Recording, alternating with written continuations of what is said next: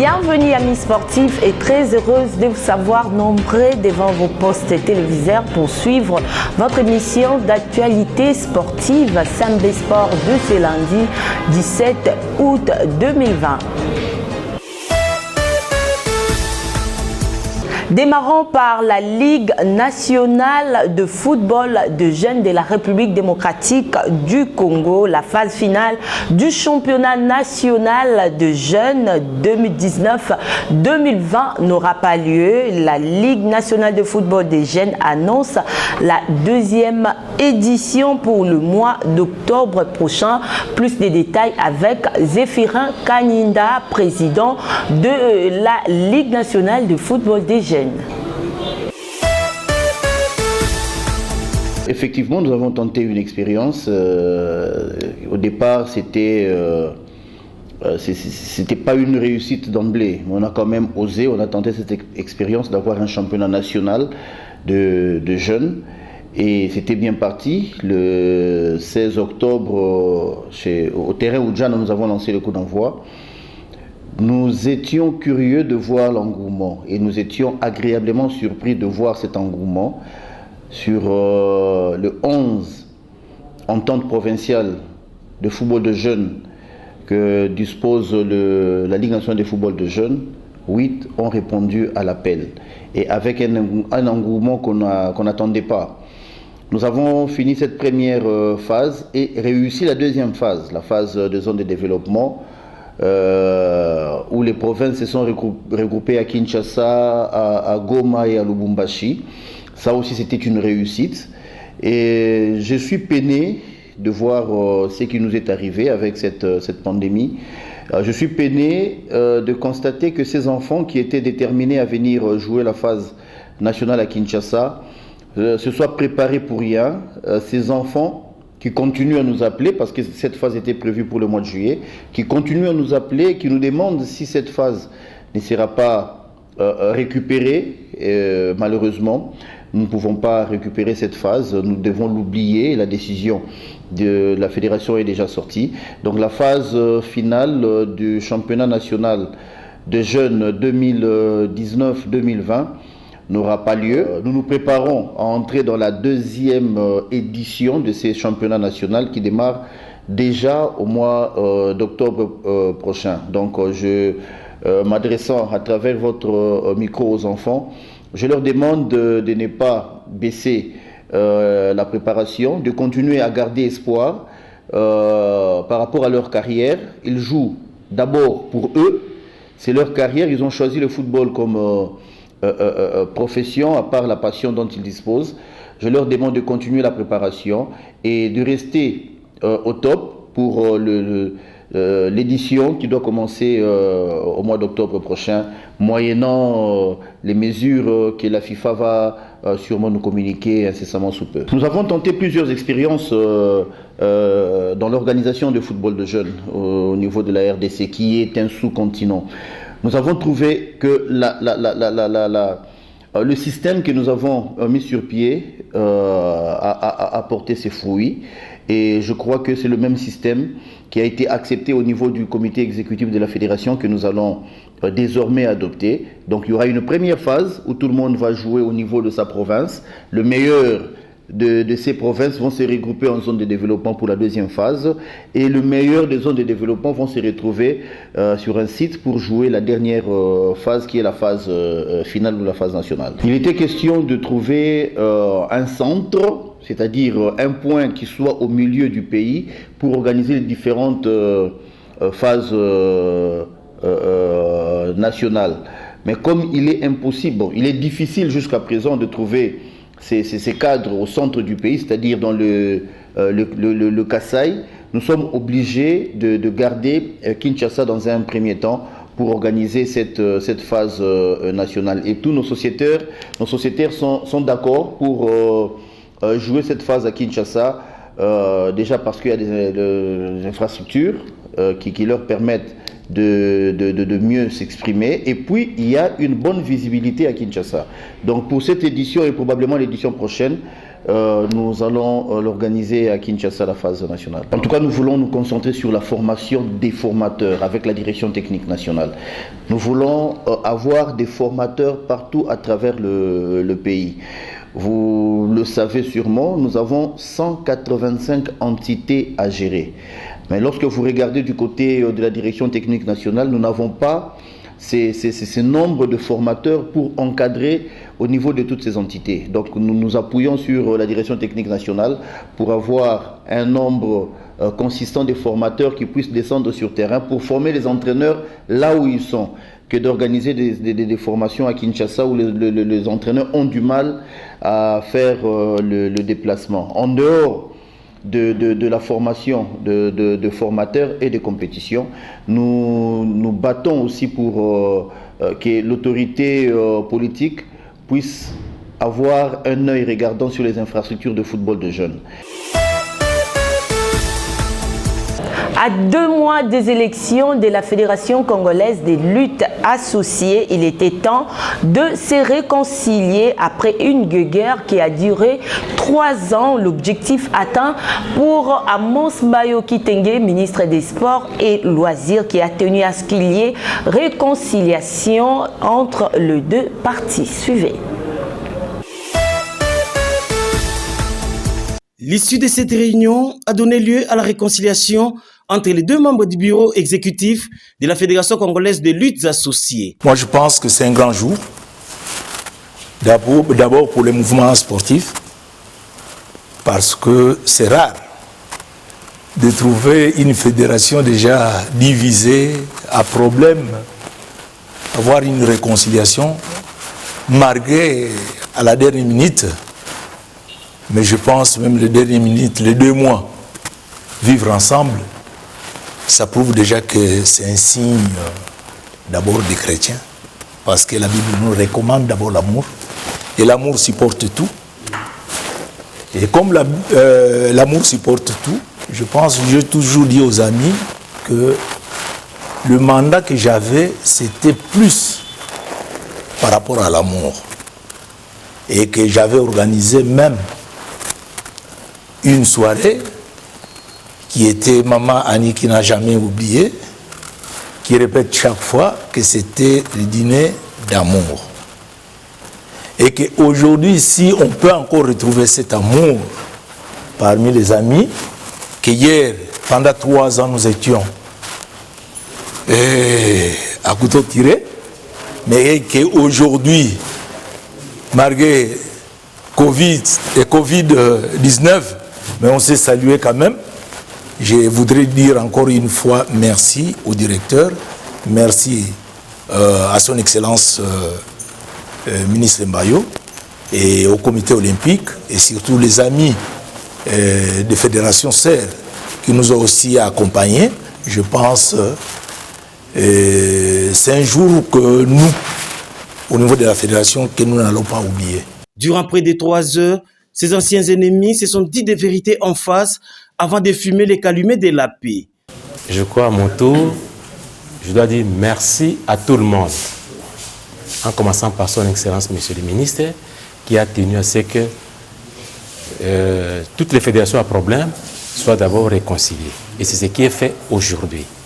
Fini la guerre, les dirigeants de la FECOLUTA vont désormais regarder tous dans la même direction afin de concrétiser l'engagement pris devant les directeurs des activités physiques et sportives, le secrétaire général adjoint du comité olympique congolais et le comité des sages composé des présidents d'autres fédérations. Position des membres sur les élections.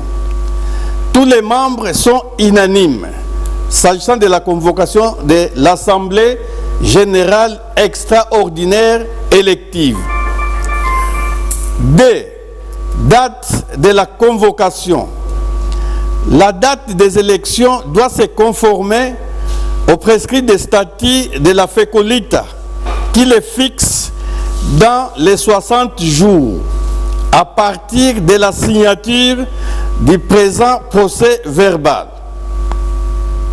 Deuxième tiré, la lettre de la convocation de cette AGEE doit être signé conjointement par le président et le secrétaire général correspondant officiel élus de l'Assemblée générale extraordinaire élective du 29 juin 2016. 3. Qui participeront à ces élections. Après débat et délibération, il a été retenu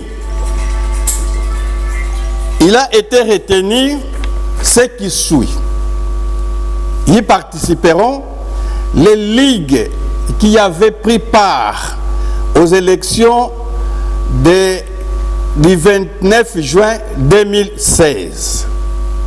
Après que les problèmes fondamentaux aient trouvé des solutions, tous les membres du comité exécutif présents sont unanimes et se sont impliqués et acceptent les décisions ici de cette réunion conformément à leur engagement par leur signature. Le tout s'est clôturé par une prise de photos, question d'immortaliser cet événement.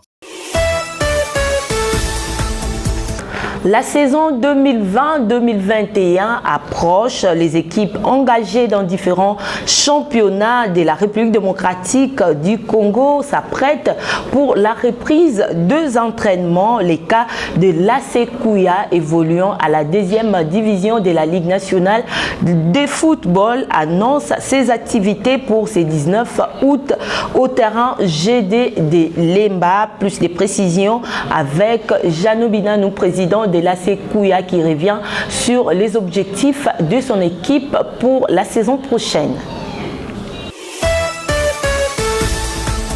Que les gens se taisent, s'il vous plaît, beaucoup de respect à ma mère, parce que le Kouya c'est le nom de ma mère, il ne faut pas spéculer, il ne faut pas dire de n'importe quoi. Kouya n'est pas mon patrimoine seul, donc j'avais dit que c'est pour la famille, c'est pour les supporters, c'est pour tous ceux-là qui aiment le football. Donc je ne peux à aucune fois décider de vendre ce club. Donc que les gens vraiment arrêtent de parler et avec beaucoup d'honneur, beaucoup de respect. Je veux le vendre pour gagner quoi? De l'argent? Même si on n'a pas de moyens, écoutez Nzao, mais avec les petits moyens, les moyens de bord que nous avons, nous sommes là, nous sommes censés d'encadrer la jeunesse. C'est un devoir, c'est quelque chose que nous avons accepté. Donc je ne peux pas me réveiller un matin comme ça, décider de vendre Kouya, non.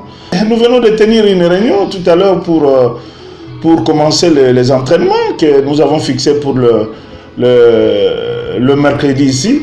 Donc nous allons commencer les entraînements à 8 h sur le terrain de GD à Lemba. Donc c'est pour dire que Kouya est encore là.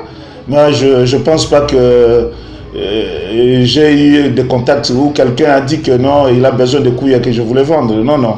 Kouya est là, Kouya existe et Kouya va jouer le championnat de la Lina Foot. Et nous invitons tous les joueurs de Kouya, les actifs, de venir commencer les entraînements. Les objectifs de Kouya, c'est toujours être la tête. N'ait été cette pandémie de Covid-19, nous on serait déjà parti à la Ligue 1. Malheureusement, c'est un cas de force majeure, quelque chose qu'on n'a pas attendu. Et c'est arrivé brusquement et les autorités, ils ont décidé tel qu'ils ont décidé là. GESCA est parti, nous sommes là, nous allons continuer la course. Je pense que cette saison, ça sera la nôtre. Le test Covid-19 avant le démarrage du championnat, c'est un préalable important pour la santé des athlètes. Les équipes de riposte de l'Institut national biomédical apportaient une main forte aux professionnels de santé du Centre national de médecine des sports, l'initiative de son directeur René Nguiébé. Avant bien sûr le début des compétitions en RD Congo, l'Institut national de recherche biomédicale, INRB en sigle, que coordonne le docteur Muyembe Jean-Jacques, a dépêché au stade des Martyrs de la Pentecôte une équipe de riposte pour premièrement prêter main forte aux médecins et infirmiers du Centre national de médecine du sport et deuxièmement animer une formation sur les tests rapides pour détecter si un cas est valide, positif ou négatif. Cet échange de 2 heures entre les blouses blanches du CNMS et de l'INRB a été très riche. Une belle initiative du médecin directeur René Nguébé Moubiala. Dans le contexte actuel de la pandémie à Covid-19, il a été instruit par son Excellence Monsieur le ministre des Sports que les athlètes ne commencent pas ou ne reprennent pas les activités sans passer par un test Covid qui est normalement un préalable obligatoire. C'est ce qui fait qu'aujourd'hui, nous avons repris comme d'habitude nos visites médicales que nous faisons en début de chaque saison. Mais spécifiquement pour cette saison-ci, nous avons inclus à cette visite médicale de non-contre-indication à la pratique des sports le test Covid. Voilà pourquoi pour cette première journée, nous étions en compagnie de l'équipe de l'INRB qui a voulu lui-même venir sur place, question de s'imprégner d'abord de la pertinence de ce que nous faisons ici en termes de visites médicales, le nombre d'athlètes et tout, et puis de former l'équipe du Centre national de médecine du sport. Tant qu'on est en vie, l'apprentissage doit être quotidien et surtout si ça concerne le coronavirus, a déclaré l'un des participants, le docteur Glody Chimanga. Nous avons été émis de la présence des formateurs de l'INRB qui nous ont ajouté un plus par rapport à ce qu'on faisait avant ici et qui sera maintenant là notre routine de chaque jour qui sera de dépister premièrement les athlètes avant de compétir. Séance alléluia ezalaki kolakisa comment est-ce que tokoyamba athlètes et puis comment diagnostiquer et comment les orienter après dépistage, ceux qui babimi positif na ba test wana. Pour cette première journée post-état d'urgence, ce sont les joueurs du football club Fénéline promus à l'entente provinciale du football de Kinshasa qui ont passé leur visite médicale de pré-saison accompagnée du test Covid-19. Dans les dossiers de votre émission Sambé Sport, nous allons parler du fonctionnement du Centre national de médecine des sports avec le docteur René Nguébé qui est le directeur de ces centres. Il revient sur le bienfait et la tarification pour la consultation des athlètes qui a posé problème. Plus de détails dans cet élément. La médecine du sport est la médecine spécialisée dans la prévention, le diagnostic et le traitement des pathologies induites par le sport pouvant affecter les performances des sportifs. En République démocratique du Congo, plus précisément, il existe le Centre national de médecine des sports à Kinshasa avec ses antennes en différentes provinces. Comment fonctionnent ces centres et quel est son apport? René Nguébé, numéro 1 du Centre national de médecine des sports, explique. Je suis le docteur René Nguébé, médecin directeur du Centre national de médecine du sport. J'ai d'autres casquettes, notamment premier vice-président du comité olympique congolais et des responsabilités également au niveau du comité national antidopage. Comme vous savez, le Centre national de médecine du sport, c'est une structure d'accueil et d'accompagnement de tous les sportifs, comme cela se passe partout dans le monde. Nous sommes une structure de l'État qui, en principe, est censée être subventionnée, mais les réalités de terrain font que les frais de fonctionnement sont assez aléatoires et difficilement accessibles, comme toutes les autres formations sanitaires à travers la République. Comme vous le dites vous-même, c'est une structure sanitaire, ce qui fait que les professionnels de santé qui y prestent sont censés être honorés par les personnes que ce centre prend en charge. C'est-à-dire il y a une contrepartie légale et réglementaire qui est demandée par le centre pour assurer ces soins-là. En fait, étant donné que nous sommes dans un milieu amateur, étant donné que nous sommes dans un milieu où dans notre pays, les recettes ne sont pas très conséquente. Nous-mêmes qui avons été sportifs pratiquants, nous essayons un peu de voir dans quelle mesure concilier les deux contraintes, c'est-à-dire d'une part la qualité des prestations et de l'autre côté la modicité des sommes que nous demandons.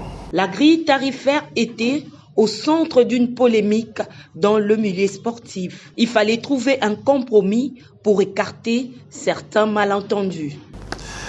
À l'heure actuelle, nous avions proposé une tarification qui était comprise dans la fourchette de 10 à 20 dollars par pratiquant, et cela pendant toute une saison sportive. Nous avons eu une séance de travail avec les dirigeants sportifs et pour donner une chance à notre sport de redémarrer dans ces conditions assez difficiles, le centre a accepté de revoir à la baisse cette tarification proposée. Je voudrais quand même souligner une chose. Lorsque nous disons 10 dollars, lorsque nous disons 20 dollars, c'est une consultation médicale spécialisée. Et lorsque nous disons 10 dollars, lorsque nous disons 20 dollars, cela c'est pour toute une saison sportive. C'est-à-dire, lorsqu'un athlète, pour une raison ou une autre, est obligé de revenir au centre pour un traumatisme ou pour un problème de santé publique, il est pris en charge dans ce package-là. Je voudrais quand même également rappeler une chose. Cette consultation médicale spécialisée comporte tout un circuit. Chaque athlète est vu au départ par un commis qui l'enregistre. Ensuite, c'est une infirmière qui le prend en charge pour les signes vitaux et autres interrogatoires du nursing. Par après, c'est un médecin qui le prend en charge pour la consultation. Ensuite, il y a les explorations fonctionnelles qui sont faites sur cet athlète. Il y a les mesures anthropométriques qui sont faites sur cet athlète par des médecins physiques. Et il y a également des examens de labo qui sont faits dans ce package-là. Mais je voudrais quand même insister sur cette consultation. Je voudrais qu'on me prouve le contraire, à travers toute la ville, pour ne pas dire tout le pays. Un athlète ou tout citoyen qui se présente à une consultation médicale paye combien? Une seule consultation médicale. Or là, nous sommes en train de parler d'une consultation pluridisciplinaire. Donc, si on veut parler, parce que j'aime pas tellement parler finance, moi, ma préoccupation, c'est d'apporter des prestations de qualité pour permettre à nos athlètes de réaliser des performances. Mais je vais quand même descendre à ce niveau-là pour parler ces finances-là. Les 20 dollars dont on parle, en une seule journée, le commis a droit à combien? Parce qu'il preste. L'infirmier ou l'infirmière qui preste a droit à combien? Le médecin généraliste qui preste a droit à combien? Le médecin spécialiste qui preste a droit à combien? Le médecin physique a droit à combien? Le kiné a droit à combien? Et toutes ces personnes, nous sommes en pleine pandémie de Covid, donc il y a les techniciens d'assainissement également qui sont pris en compte dans ce 20 dollars-là en une journée. Qui a droit à combien et il reste combien pour le fonctionnement? La spécialité de cette médecine est la physiologie, la biologie, mais aussi la spécificité de la pratique au sport, qu'il s'agisse d'amateurisme ou de pratiquants. Il est bon d'en tenir compte car la santé n'a pas de prix, dit-on. La médecine du sport existe à travers tous les pays du monde et il y a des normes internationales qui font qu'il faut qu'il y ait un accompagnement médical pour le pratiquant des activités physiques et sportives. C'est parce que les gens ont eu le temps de réfléchir et de se rendre compte que cette personne-là, qui en apparence est en bonne santé, mais cette bonne santé peut se dégrader à tout moment. Si vous allez aujourd'hui en consultation chez n'importe quel médecin, vous payez la consultation, et si on doit vous délivrer un certificat d'aptitude, vous payez d'autres frais pour ce simple certificat-là qui vient en appui à la consultation qui a été faite. En milieu sportif, chez nous en RDC, nous incluons le tout dans ce package-là. Alors, lorsque ce circuit a été fait et que les activités ont commencé, si à la suite d'un traumatisme ou pour des raisons, nous sommes en zone endémique, quelqu'un a un palu ou une gastroentérite, la personne revient, la personne qui est passée au centre pour son contrôle médical revient au centre pour cette prise en charge, la personne n'aura rien d'autre à payer, tout est compris dans ce package-là. Selon l'arrêté ministériel numéro 164 portant dispositions relatives à la prévention et à la surveillance médicale des activités physiques et sportives en République démocratique du Congo, dans son article 5 stipule que toute manifestation sportive doit se dérouler obligatoirement sous la couverture d'une surveillance médicale à charge des organisateurs.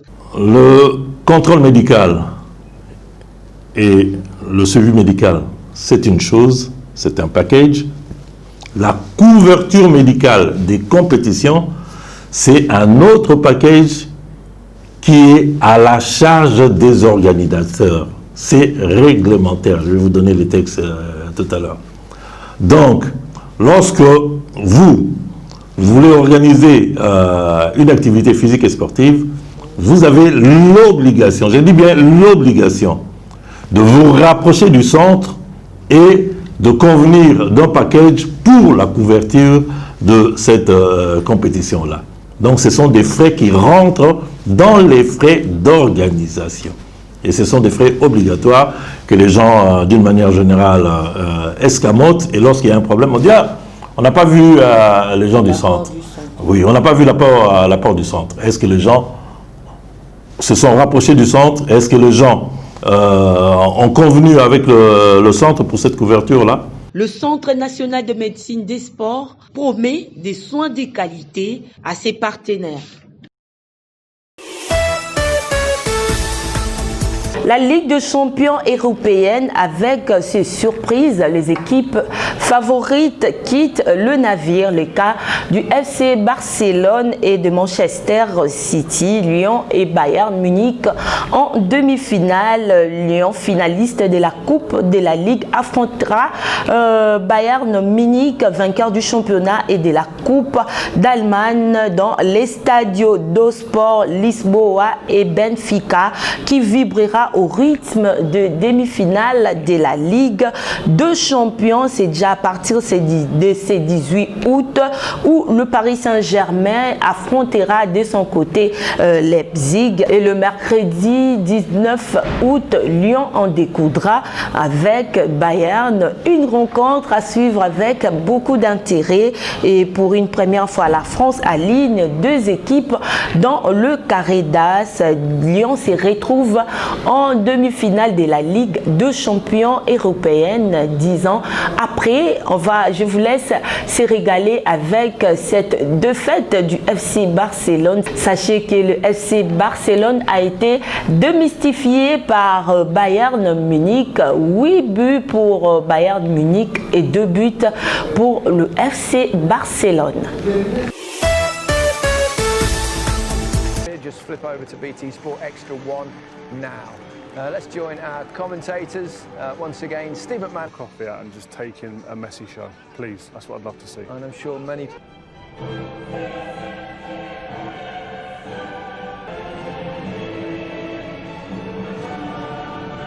Physicality and solidity tonight. Messi and Suarez will provide the guile and goals, and those against his old club. And there's a deeper look to the Bayern bench, which may be synced with Stardust. Let's hope we get what we want. The famous colours of Barcelona tonight. So off we go. The third quarter final. They're in. Sergio Roberto with the cross, and Luis Suarez was coming in, and Jerome looking for Muller. On to Lewandowski, and then back to Muller. This by Clement Longley to Jordi Alba, and Suarez was waiting. Oh, it's been hacked into his own net. It's an awful. And it's taken off him by Gnabry. Perisic queuing up in the middle. Oh, it's in. It's Perisic who scores for the second successive game in the Champions League, and he justifies Hansi Flick's decision to keep him in the starting lineup. And Bayern Munich retake the game. Bayern Munich have now scored 33 goals in the Champions League this season. They might be in for another one, and they are in for another one. And it's Serge Gnabry. And don't you just love the Champions League? Here's Kimmich. Drilled in towards Muller. Well, there is number 4. 4 goals in just over 30. Here's Suarez with an opportunity. Suarez is in, and Suarez scores. And is that the first step along the road to recovery and redemption for Barcelona? It's a 21st goal this season for Luis Suarez, who was clinical when the chance came. Yeah. Look at that. Absolutely skims him, still going, still pulls it back. Brilliant. Absolutely brilliant. Alaba was with him and he just ran off him, and Messi is just standing. Coutinho's cross, and he's got one at last. It's 6 on the night for Bayern. And it's 54 goals in this remarkable season for Robert Lewandowski. He had to get one in the end, and he's got one to make it 6-2. Yeah, and he's got one of Coutinho just danced. And they've got men over again. Coutinho, and still, and there is another one. Well, he won't celebrate it because he can't celebrate it because he's just scored the 7th goal against the club that he actually plays for. Yeah, it's absolutely embarrassing now, though. Absolutely embarrassing. Hang your heads in shame, Barcelona. Hang your heads in shame, because this is awful. He knows it. Messi loses the ball. And here's Thiago lifting another one in, and they're looking for more goals. And here's Coutinho, and he's got another one. This is ridiculous. It's 8. This is ridiculous. 8, and it's absolutely embarrassing for Barcelona. And Coutinho's come off the bench on loan from Barcelona and scored 2 against them. Papi Bandala et Magloire Mani étaient derrière la caméra. Je dis merci à Glody Manzanza et à Gianni Kodia pour la réussite totale de cette émission. Restez branchés au programme des SMBDJ.